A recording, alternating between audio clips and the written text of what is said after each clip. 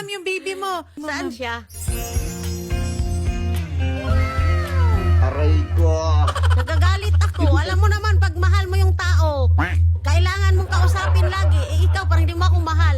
Baliwala lang. Bebe, bakit lagi kang nagagalit? Magpahinga muna ako kahit saglit. Mahal mo pa ako?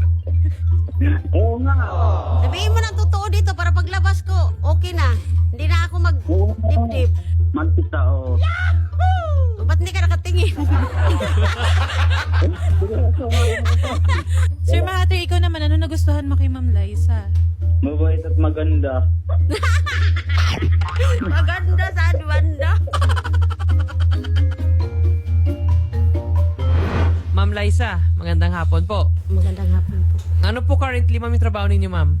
Kasambahay, Kasambay. Ilang taon na kayo, ma'am? 48. May anak na po ba kayo? 5 po. Ano po pangalan po ng bagong boyfriend niyo nga nakilala TikTok, ma'am? Mahater. Mahater Nidal. Opo. Ilang taon na po ba siya, ma'am? 23. 23. Ano po yung kanyang trabaho? Construction. TikTok po, nagkakilala kami. Kinuha niya Facebook ko, tapos yun, doon na kami nag-usap sa Facebook. Messenger. Ano Kailan kayo nag-start mo mag-usap? 2024. Pero dati na niya akong kilala, 2021 pa. So, sinustalk niya nakadati pa, ma'am? Siguro. Madami po yung mangliligaw ni ma'am. Ang dami nagkagusto sa akin. Kaya lang siya yung pinili ko. Kasi siya yung gusto ko. Kaya sumasama yung loob ko pag hindi ko siya nakausap ng maayos. Nag-meet na po ba kayo in person ito, ma'am, ni Hindi sir? pa, hindi pa. Hindi pa. Ngayon lang mas ang naging boyfriend-girlfriend, ma'am. 1 year and 8 months. Na-curious po mga netizen natin, ma'am, paano ba kayo niligawan nito ni Sir Mahater Nidal? Paano niya nakuha yung loob nyo? Oh. Siyempre, madami nanliligaw sa'yo, di ba? Ano lang, malambing siya, masarap siya kausap. Mm. Ganon. Tapos, hinahayaan ko rin siya kung anong gusto niya sa akin. Binibigay ko rin kung anong gusto niya. Ano po ba yung gusto niya? Yung pag nahingi siya ng pera. Mm. Tapos, sinasabi niya, mahal niya ako. Mahal ko rin siya.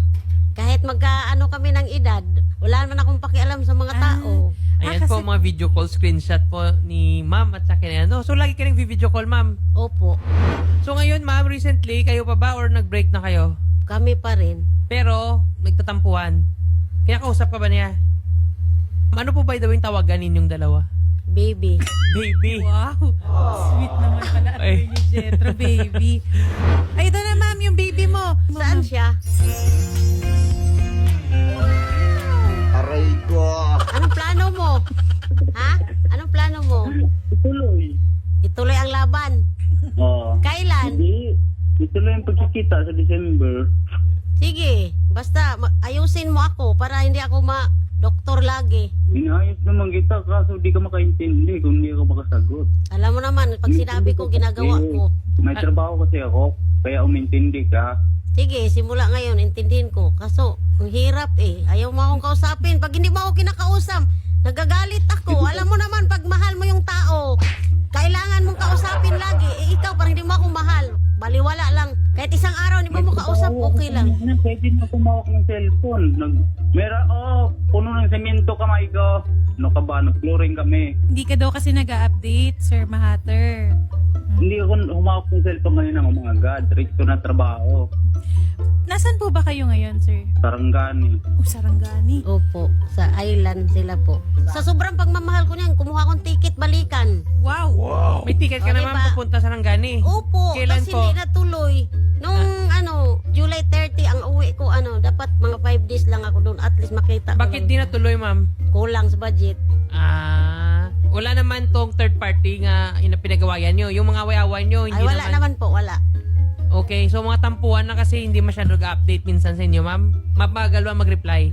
Hindi naman, active naman yan. Kaya lang, yung kausap ko siya ba, yung parang laging galit. Ano ba? Bakit lagi kang galit? Ganon lang. Bebe, bakit lagi kang nagagalit?